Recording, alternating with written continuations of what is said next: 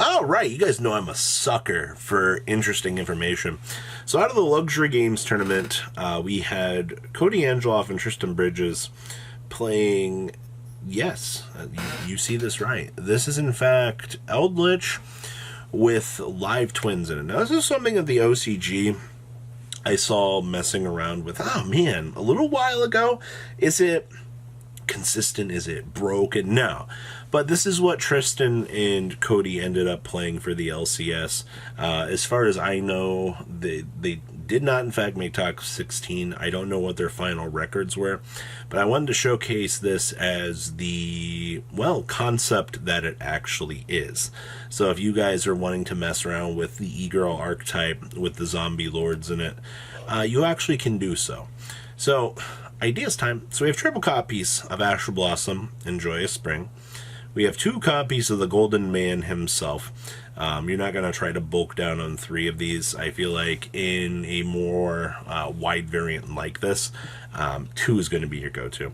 2 copies of Ghost Bell. I think it was Ryan Yu that was talking about in his striker list how he wasn't liking Ghost Bell right now because it doesn't really generate, I guess, a lot of advantage for the deck. So seeing this here, depending on how the format shapes up, you might want to continue to play this, you might not. I feel like this is your optional hand trap slot though. We have triple copies of Live Twin Kishi Kill. So each time your opponent's monster declares an attack, you gain 500 life points. If this card is normal or special summon and you control no other monsters, you can special summon 1 Lilla monster from your hand or deck. This thing is just tour guide.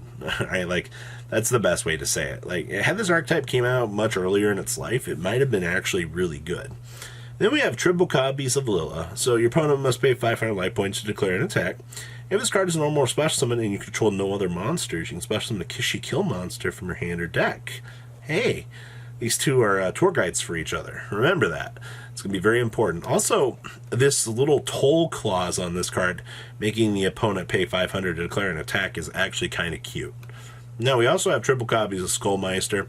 This is going to be in another hand trap for you guys. So, we've pretty much opted to play massive outs to stop things from the graveyard from resolving. Now, we have the 1 copy of Called by the Grave. Very generic stuff here. Triple copies of the Cursed Outland. Ooh, search Golden Lord. And then we have triple copies of Live Twin Home. So we can discard 1 card, special summon 1 Kishi Kill monster or a Lilla monster from the deck. Also, for the rest of this turn after this card resolves, you gotta special summon monsters from your extra deck, except for Evil Twin monsters. Now, we don't really care about that lock. The thing that we care here is we get the ability to send one of our traps to the graveyard so we can search. You can drop a Scarlet to search for the conch during the end phase, which is free real estate. We have 1 secret password. So we can add a Live Twin or Evil Twin spell or trap card from our deck to our hand. If we control a Kishi Kill and a Lilla monster, we could add an Evil Twin monster instead. But we're just going to use this to go search for the Live Twin home. And then we have 2 copies of Talent because hand traps are a predominant power force. No matter how you want to look at the format and analyze it, you're still going to have to play around the same things. Gamma being a pain in the butt. Ash Blossom stopping your Live Twin from resolving, for example. I mean, hey, you take your draw power where you get it, the hand rip, or even if you want to take the opponent's monster. Now, traps are pretty straightforward here. We have triple conch, triple copies of Scarlet, triple copies of Hugwero, 2 copies of the Ice Dragon's Prison, and then we have triple copies of Solemn Strike, rounding out the main deck here. So everything essentially is going to be super straightforward. You're not going to have anything too crazy in terms of variance and development for the deck to really slow you down. All right. Extra deck here, we have 2 copies of the Unchained Abomination, probably one of the best rogue cards there is out there. Getting the ability to constantly pop is really nice. 1 Link Spider, we're constantly playing this for the Nibiru token. 1 Unicorn with 2 Phoenix and 1 Cerberus. And then we get into our big, bad, evil twins. So 2 monsters, including a Lilla monster. So if this card is special summon, and you control a Kishi Kill monster, we can target 1 card on the field and destroy it. During the main phase, if you do not control a Kishi Kill monster, quick effect, we can special summon one Kishi Kill monster from the graveyard. And you can't special summon the extra blah blah blah blah blah, except for fiend monsters. Hey, you guys know what these are all, right? Except for our Nibiru token maker. These are all fiend, alright? So, cool aspect of this, you'll be able to link climb and reap the benefits of these. Then we have the triple copies of Evil Twin Kishi Kill. 2 monsters including your Kishi Kill monster. So on special summon, and you control the Lila monster, you get to draw a card. And then during the main phase, if you do not control a Lila monster, quick effect, and special summon one Lila monster from your graveyard. And then your extra gets locked into Fiend. But, I mean, once again, like, who really cares? You have access to so much stuff in this.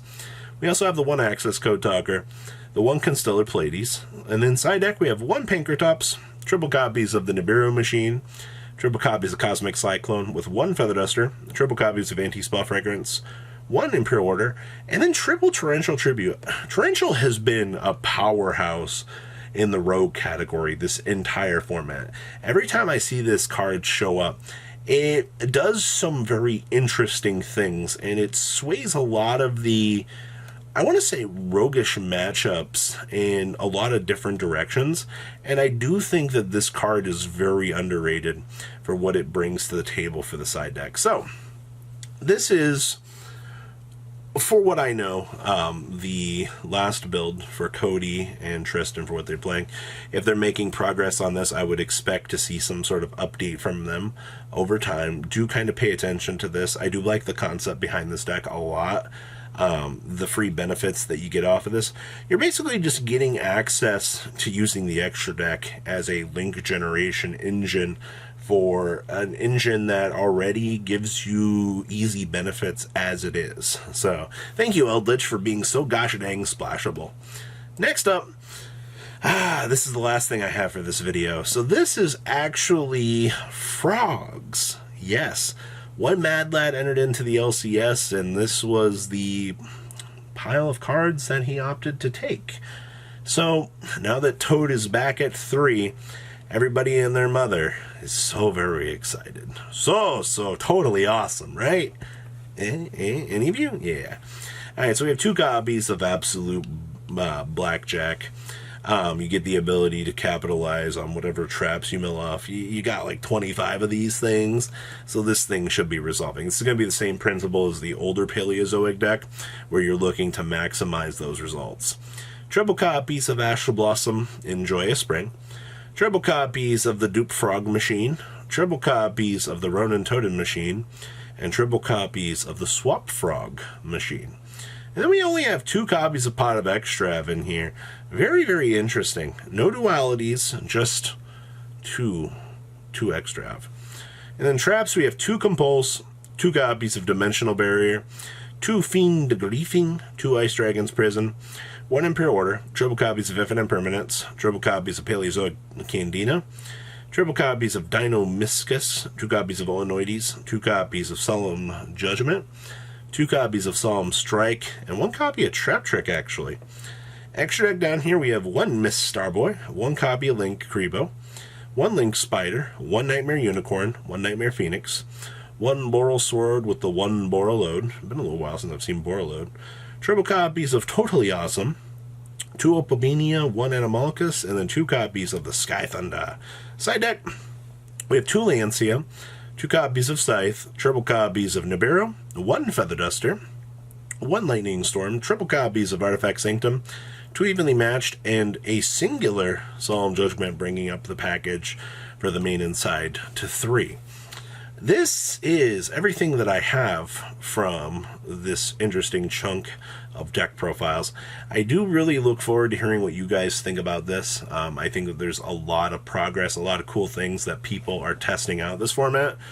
Whether or not they are successful leaves a lot to be determined, but this is the generalized early progress of the format. We'll see where things go from here, and I honestly really look forward to hearing what you guys think about all this as well. So please leave a comment down below, tell me what you guys think, and I'll see your beautiful faces later on. Have a good rest of your day, guys. Peace out. Thank you, patrons, for making the ride never truly end. Without you guys' support, well, I would probably be doing Truffle Shuffle videos for a living. Guys, please check out VanCole40 for all of your Cardfight Vanguard content brought to you by MCole40. And if you are looking to pick up singles, check out mcolegames.com for your trading card game needs. Thanks for watching, everybody.